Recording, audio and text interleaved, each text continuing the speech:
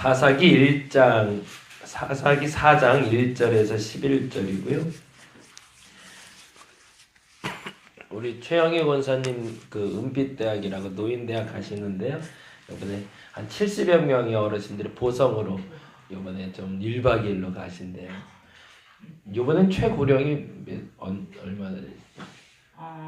고령이 92세. 92세. 야, 제가 그때까지 여행 다닐 수 있으면 참 좋겠는데 건강하시죠? 92세 어르신도. 그분이 건강하셔. 아유, 감사합니다. 처음 나오신 분인데. 네. 아주 씩씩하게 혼자도. 감사합니다. 그게 참 귀한 것 같아요, 그렇죠? 젊은 분들은 언제든지 다닐 수 있잖아요, 그렇죠? 언제든지 나만 마음 먹으면 갈 수 있지만 92세 어르신은 저런 모임 아니면 불가능하다. 그래서 귀한 모임이에요. 어쨌든 70여 명이 가신다고 하고 이번 최고령 92세시랬는데 안전과 좋은 여행 될 수 있도록 여러분 기도해 주시길 바랍니다.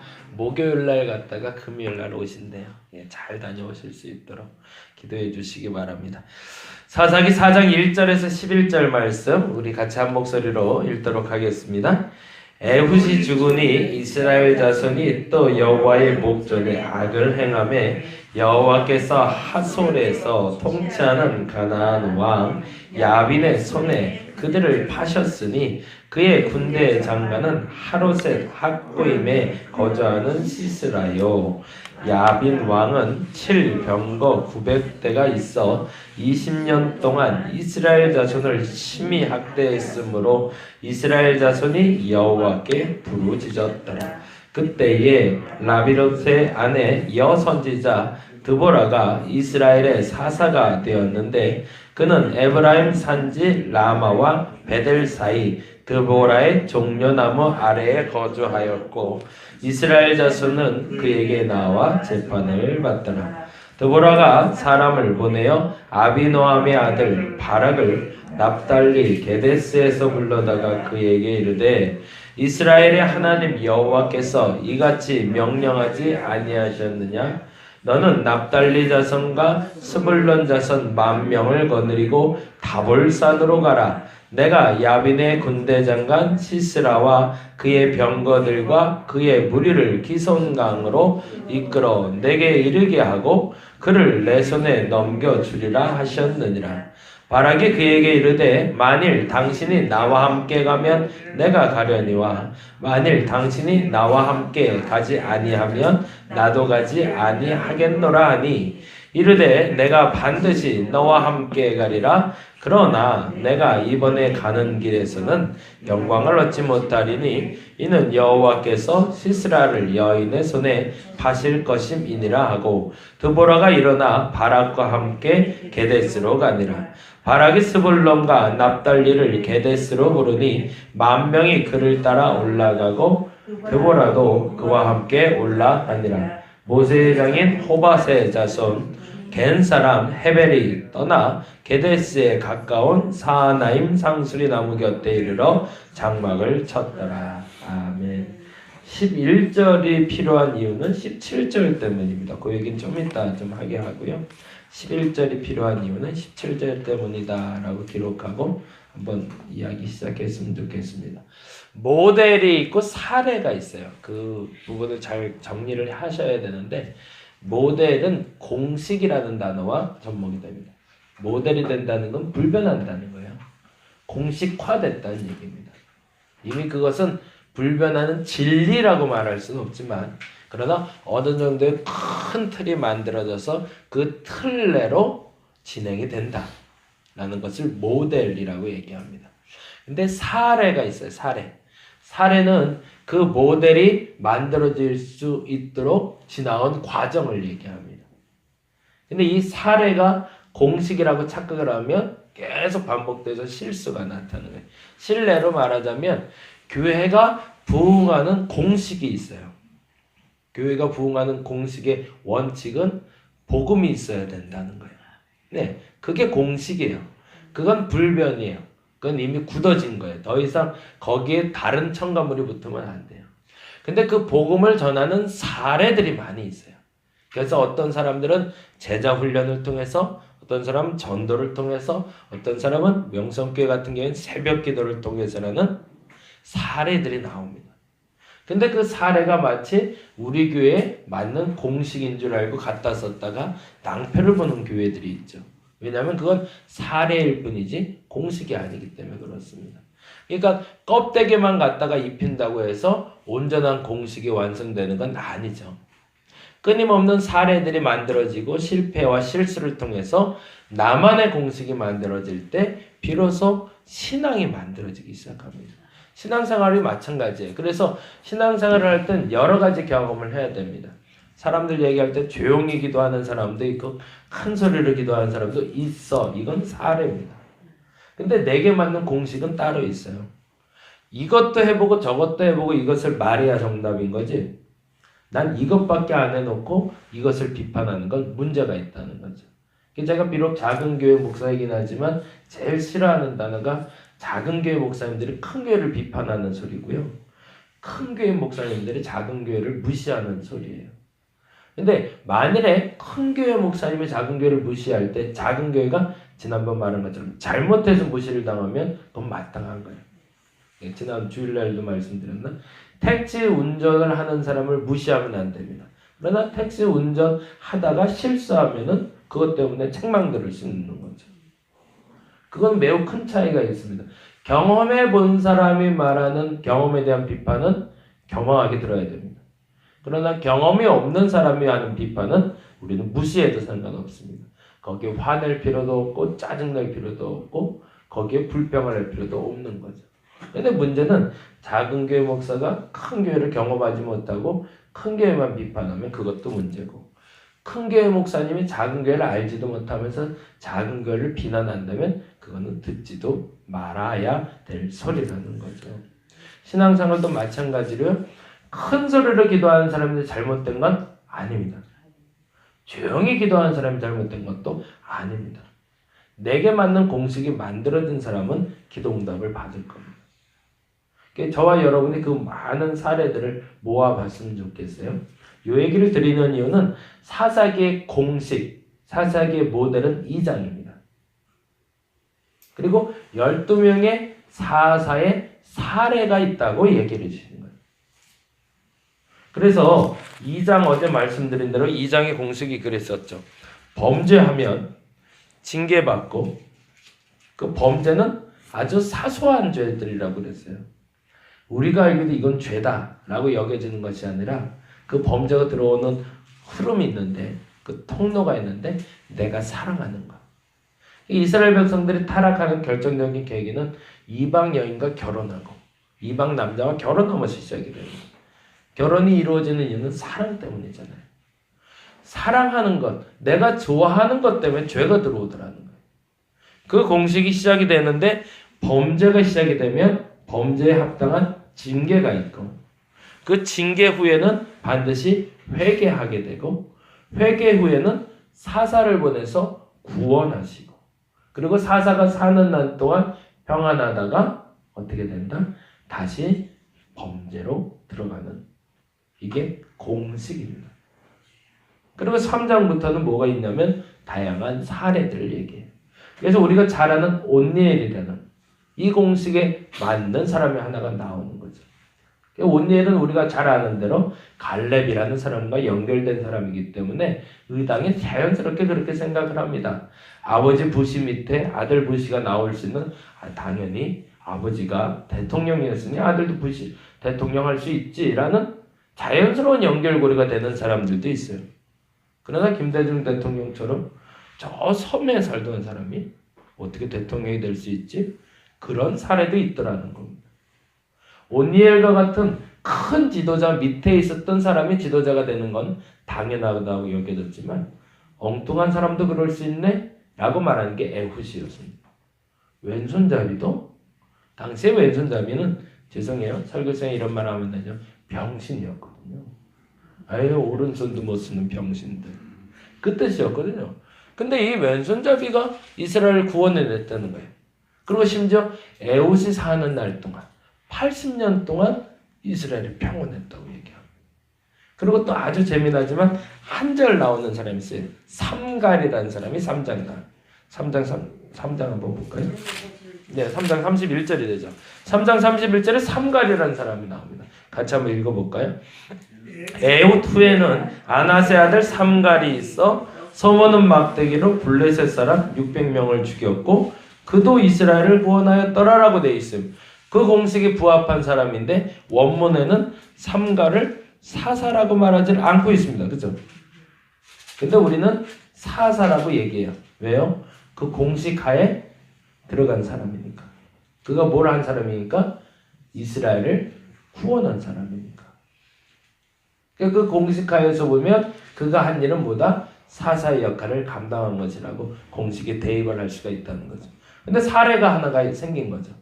왼손잡이도 사사가 될 수 있고 소모는 목대기 하나도 그걸 든 사람도 사사가 될 수 있다. 근데 아마도 이 삼갈이라는 사람은 그 전장에서 죽은 것 같아요. 그러니까 그 이후 기록이 남아있지 않고 또 하나 재밌는 건 31절과 4장 1절이 연결되고 있는 서두가 있습니다. 3장 31절의 첫 말이 어떻게 되죠? 읽어볼까요? 에훗 후에는 4장 1절은 어떻게 되죠? 에훗이 죽으니 라고 되어 있잖아요. 그러니까 삼갈이 통치했던 시대가 없어요. 네. 근데 공식은 어떻게 되죠? 그 사사가 사는 날 동안 이스라엘이 평온하더라거든요. 그러니까 아마도 이 삼갈이라는 이는 600명을 소모는 막대기로 죽이다가 장렬히 전사한 듯합니다. 이건 제 추측이에요.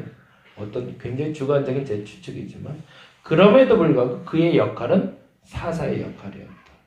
그리고 나서 에훗 후에 또 하나의 사례가 나오는 게 바로 4장 1절의 드보라 사건입니다.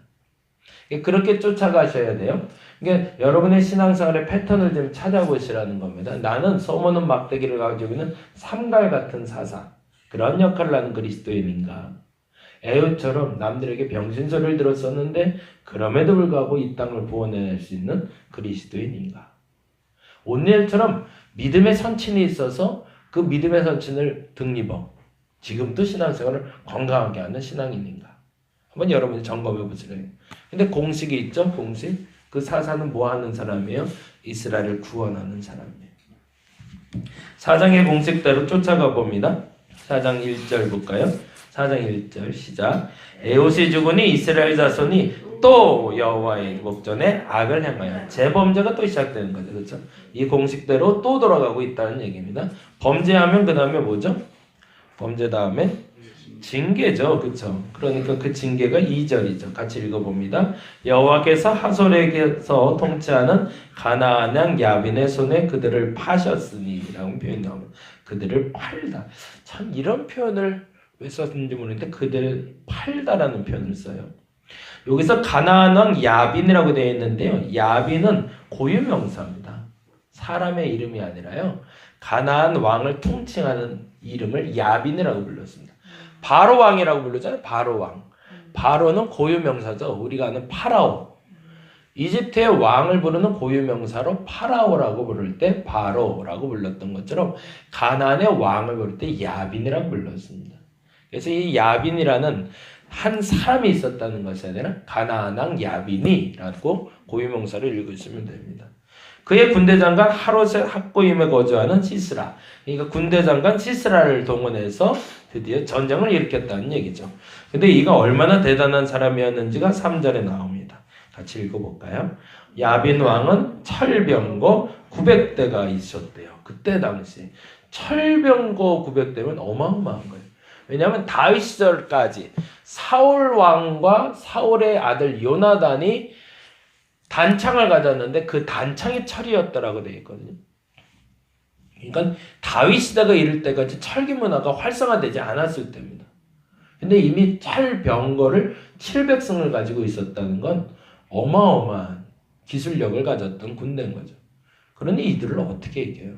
불가능한 거예요. 그러니까 이스라엘 백성들의 팽배했던 문화가 있었던 거죠. 그리고 그때 당시의 통치 기간이 20년이라고 얘기하니 이미 20년 동안 묵어있는 그들에게 팽배해 있는 생각은 패배의식이었겠죠. 싸움도 안 돼. 마치 가나안의 12 정탐꾼이 보고 와서 아낙 자손을 보고 우린 못 싸워. 우리는 메뚜기 같아 라고 말했던 것과 똑같은 이야기가. 근데 이때 또 하나의 사례를 만들어내시는 겁니다.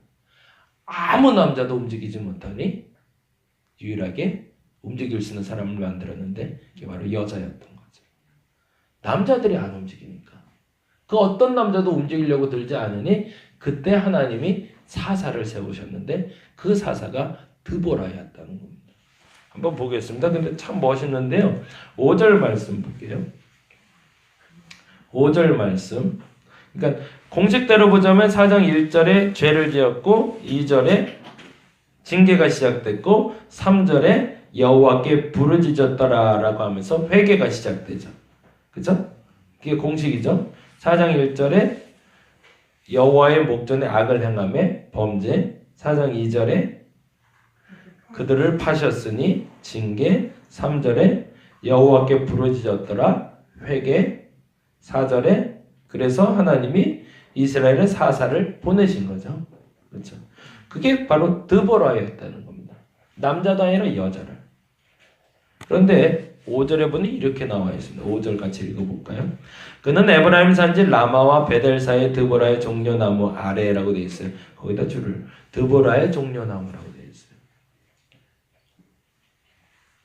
야곱의 집, 누구누구의 집이라고 될 만큼 드보라의 이름이 명성이 높아지고 있었다는 얘기죠.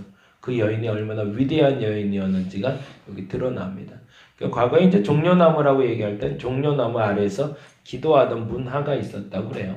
그래서 이제 뭐 우리말로는 이제 무당 점치인 데 가면 이렇게 뭐 리본 같이 막 달아놓고 거기서 이제 기도하고 그런 것처럼 종려나무 아래 모여서 그런 회의도 하고 그런 판관도 듣고 이런 때가 있었다고 합니다.